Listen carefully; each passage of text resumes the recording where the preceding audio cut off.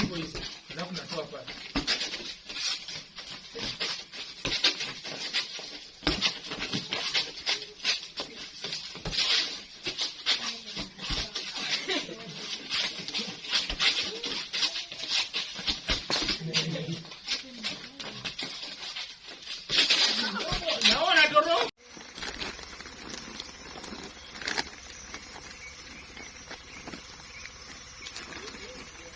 Na mchezaji wa Harambee Stars wakati wa miaka hizo zilizopita, lakini ile mechi nakumbuka sana, ile ambayo inanikumbusha nilichezea Harambee, manake hata paka saa hizi watu bado wanaongea kuhusu hiyo mechi. Ni mechi ambayo ilikuwa inafanya mechi kubwa kabisa, ilikuwa City Stadium ya Kenya kuqualify for Africa Cup of Nations finals in Cameroon.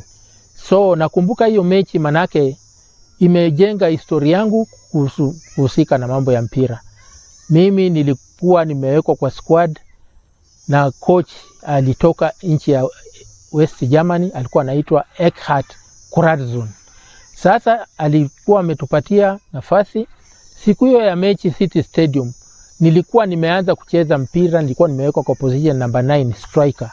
Na hiyo position ilikuwa imejulikana kama ilikuwa na mchezaji ambaye alikuwa shupavu, alikuwa anaitwa William Chege Uma. Mimi nilipatiwa nafasi yake na nikacheza, nikafunga bao la kwanza, nikaumia. Chege alikuja akaingia ndani, mimi nikakimbizwa Kenyatta na Chege akaja akafunga bao lingine la pili. Hao mabao mawili yalitufanya tukawa washindi City Stadium.